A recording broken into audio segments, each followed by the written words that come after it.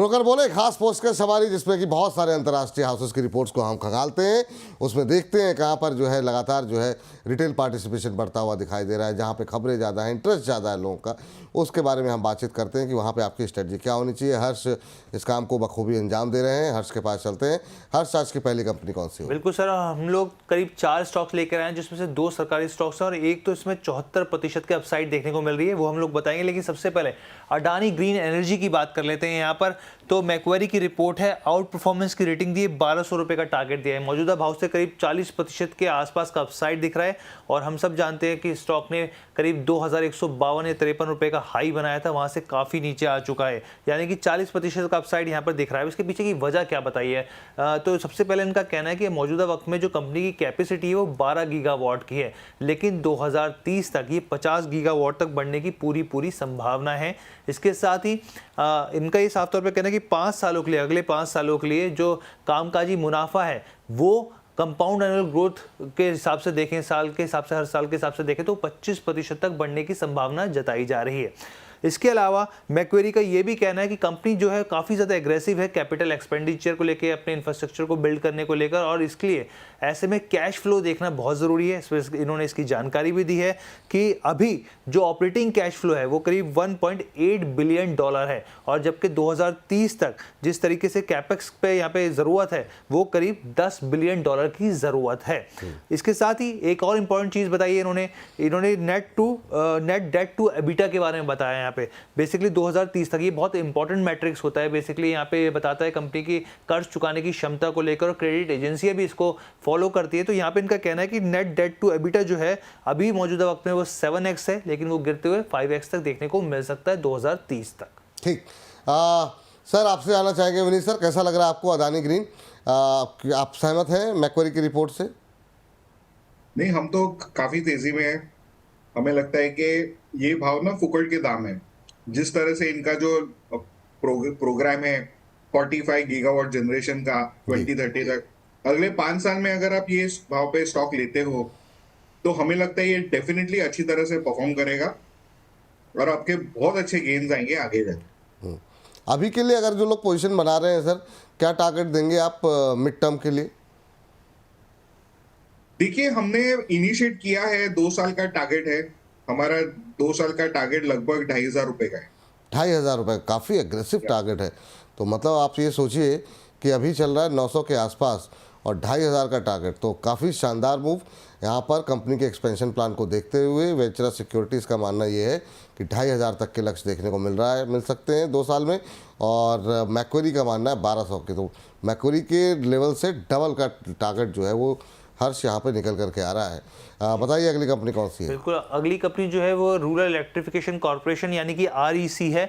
यहाँ पर भी मैक्वेरी की रिपोर्ट है, आउट परफॉर्मेंस की रेटिंग दी है, 700 रुपये का टारगेट दिया। आप सोचिए, आप स्टॉक जो है 400 रुपये के आसपास ट्रेड कर रहा है, यहाँ से 74% का अपसाइड देखने को मिल रहा है। एकदम बम्पर रिटर्न यहाँ पर मैक्वेरी मान के चल रहा है कि निवेशकों को मिल सकते हैं। अब इसके पीछे के कारण क्या बताएं इन्होंने? देखिए, इन्होंने भी 2030 को टारगेट किया है। इनका साफ तौर पर कहना है कि कंपनी हर साल 15% की ग्रोथ दिखाने की पूरी संभावना यहाँ पर दिख रही है।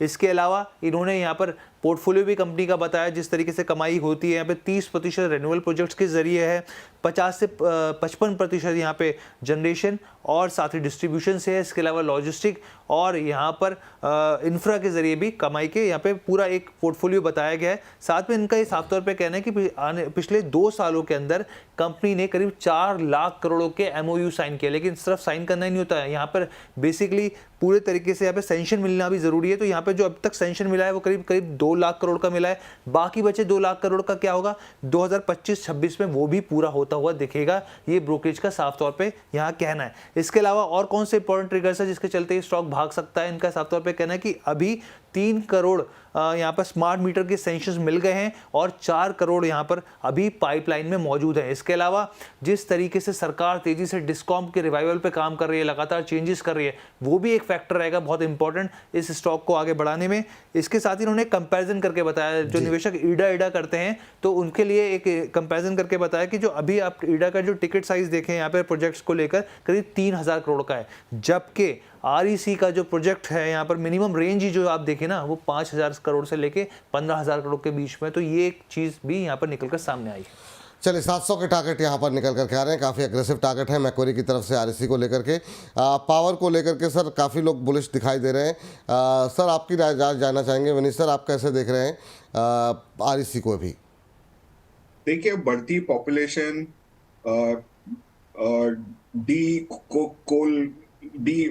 ग्रीन एनर्जी, और इसके लिए जो रोल आउट करना है ट्रांसमिशन नेटवर्क, और bettering of health of the distribution companies, ये जो 4 चीजें है ना, इनको आरईसी को एक फुल प्रूफ बाय करता है। तो अगर आपको है ना, जैसे हमने बैंकिंग की बात करते हैं जी। तो एक्चुअली पीएफसी और आरईसी को ही लेना चाहिए, क्योंकि ये फोकस सेक्टर है, इसमें ग्रोथ है, कायम है, और ये ना 7-8 साल तक तेजी से ग्रो होने वाला है।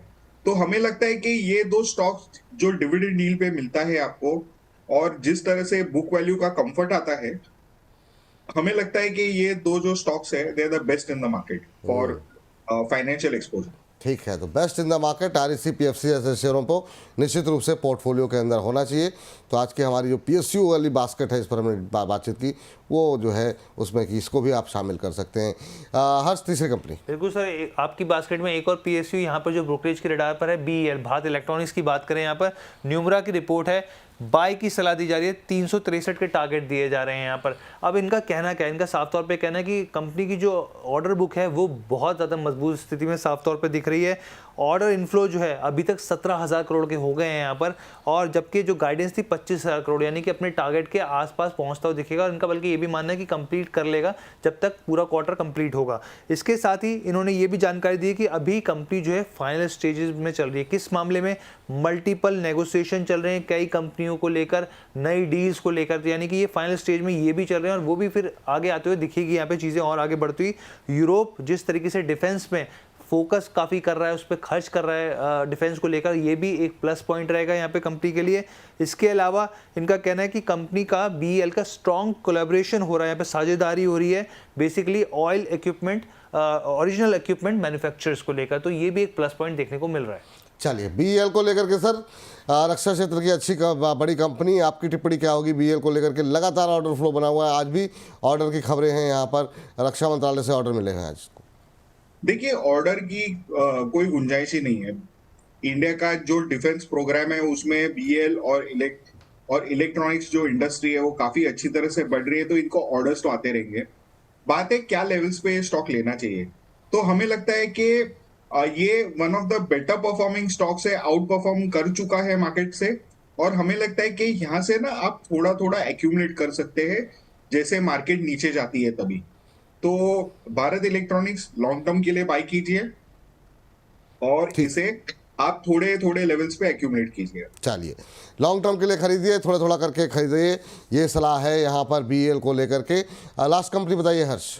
लास्ट कंपनी अभी हमने हाल ही में कवर करी थी, आईपीओ आया था यहाँ पर डॉक्टर हेल्थ केयर का, यहाँ पर Agarwal, doctor health care Agarwal का, और यहाँ पर देखिए ब्रोकर की रिपोर्ट मॉर्गन स्टैनली है, ओवरवेट की सलाह दी है, 502 रुपए के टारगेट दिए यहाँ पर। अब इन्होंने क्या कहा? इन्होंने कहा बेसिकली भारत में जो आई केयर का जो मार्केट है, जो सेगमेंट है, वो काफ़ी ज़्यादा तेज़ी से फल फूल रहा है। इसके साथ ही इन्होंने कहा कि यहाँ पर रिटर्न की भी पूरी संभावना है, हाई बैरियर टू एंट्री है, यानी कि इतना आसान नहीं है कि कोई भी नई कंपनी आए, अपना काम धाम शुरू करे और स्टैब्लिश हो जाए, यानी कि जो बाकी तमाम कंपनियां जो स्टैब्लिश कर चुकी है अपने आप को, तो उनके लिए और पॉसिबिलिटीज़ है यहाँ पर बढ़ने की। इसके साथ ही मॉर्गन स्टैनली का ये भी कहना है कि यहाँ पर जो ये सेगमेंट है वो बेसिकली लीडिंग ब्रांड ही इसको आगे बढ़ा रहे हैं, और खासतौर पर जो डॉक्टर्स का सपोर्ट मिल रहा है वो एक इंपॉर्टेंट चीज़ है। प्रमोटर टीम हो गई यहाँ पर इस कंपनी की, वो काफ़ी अच्छी पोजीशन में है। यहाँ पर जो रेवेन्यू है वो 1.7x पर ट्रेड कर रहा है, यानी कि इसका मतलब ये इनका कहना है कि जो पीयर्स के मुकाबले एकदम उसके नज़दीक पहुँच गया है। अब इन्होंने जो फॉरकास्ट किया रेवेन्यू के लिए 19% ग्रोथ है FY 25-27 एस्टीमेट के हिसाब से, और एबिटा भी यहाँ पर करीब इतना ही प्रतिशत बढ़ता हुआ दिख सकता है। चलिए सर, डॉक्टर अग्रवाल हाल की लिस्टिंग और आई केयर बिजनेस को लेकर के काफ़ी बुलिश यहाँ पर जो है अंतर्राष्ट्रीय ब्रोकरेज हाउस मॉर्गन स्टैनली दिखाई दे रहा है। आप लोग ट्रैक करते हैं सर डॉक्टर अग्रवाल को?